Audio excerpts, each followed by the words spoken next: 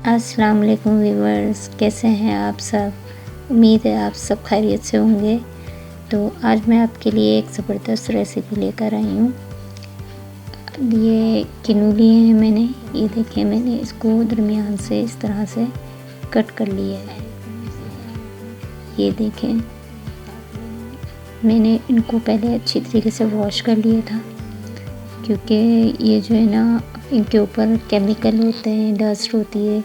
ये सब कुछ अच्छे तरह से हम रिमूव करके, साफ़ करके अब इनको काट लिया है। ये देखिए, मैं सारे किन्नू इसी तरह से दरमियान से काट लूँगी।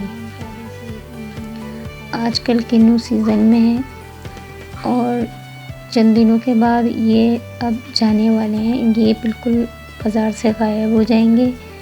तो क्यों ना जाते जाते हम इनका फ़ायदा उठा लें और इनका एक बेहतरीन सा होममेड स्क्वाश तैयार कर लें। देखिए, मैंने सारे काट के दरमियान से काट के इनको रेडी कर लिया है और अब मैं इनका जूस निकालूंगी। तो ये मैंने हैंड जूसर लिया है। ये इजीली हमको मिल जाता है, बहुत सस्ता सा मिल जाता है।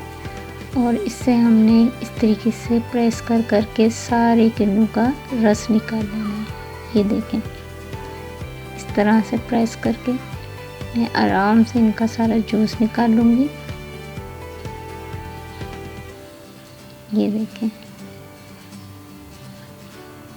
अगर आपके पास इलेक्ट्रिक जूसर है या ब्लेंडर है और या कोई आपके पास फूड प्रेसर है, तो उससे भी आप इसका जूस निकाल सकते हैं। लेकिन ये इजीली है, मुझे ये सबसे इजी और आसान तरीका लगता है जूस निकालने के लिए। इसके अलावा आपको जो भी तरीका अच्छा लगे, आप उस तरीके से सारा जूस निकाल लें। ये देखें व्यूअर्स, मैंने सारे किन्नू का जूस निकाल लिया है और ये तकरीबन मेरे पास 2.5 कप के बराबर जूस निकला है।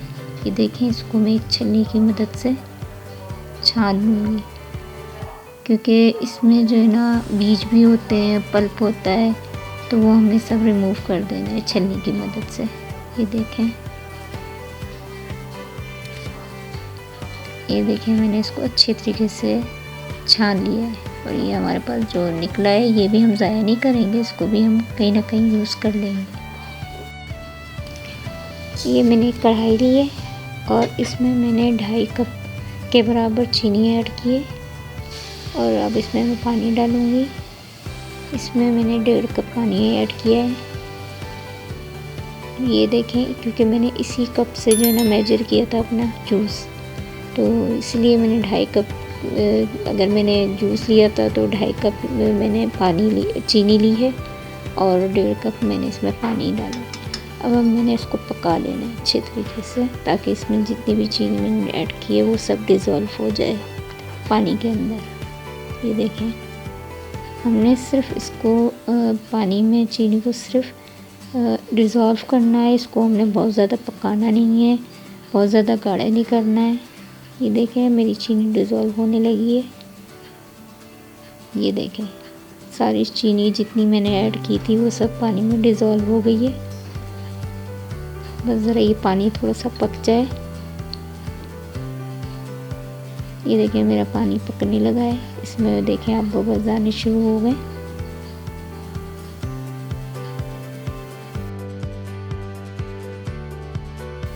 ये देखें, बबल्स आ रहे हैं, इसका मतलब है कि हमारा पानी पक चुका है। हमारी जितनी चीनी थी वो इसमें डिज़ोल्व हो चुकी है।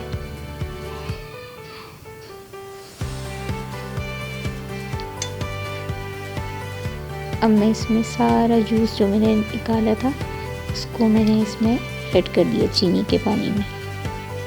अब हम इसको, ये जो हमने रस निकाला था, जूस निकाला था, ये सारा हम ये चीनी के पानी में हम इसको पकने के लिए अब छोड़ देंगे।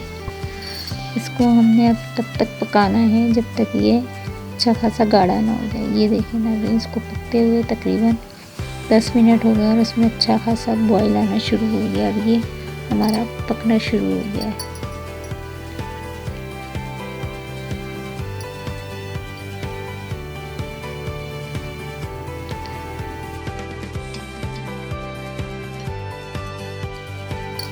ये देखिए अब इसमें मैं कुछ चीज़ें ऐड करूँगी। ये देखिए नमक मैं 1 टीस्पून ऐड कर रही हूँ। अब मैंने इसमें 4 टेबल स्पून के बराबर लेमन जूस ऐड कर दिया। अब अच्छे कलर के लिए और अच्छी सी खुशबू के लिए मैंने इसको, ये देखिए मैंने लिया है ऑरेंज एसेंस 2 ड्रॉप्स ऐड किए हैं मैंने इसमें। अगर आपके पास है तो आप ऐड कर लें। अगर आप चाहते हैं कि आपने इसमें इसको अच्छा कलर और अच्छी खुशबू देनी है तो आप इसको ऐड कर सकते हैं। आप चाहें तो इसको स्किप भी कर सकती हैं। ये देखें अब मैंने इसको पकने के लिए छोड़ देना है।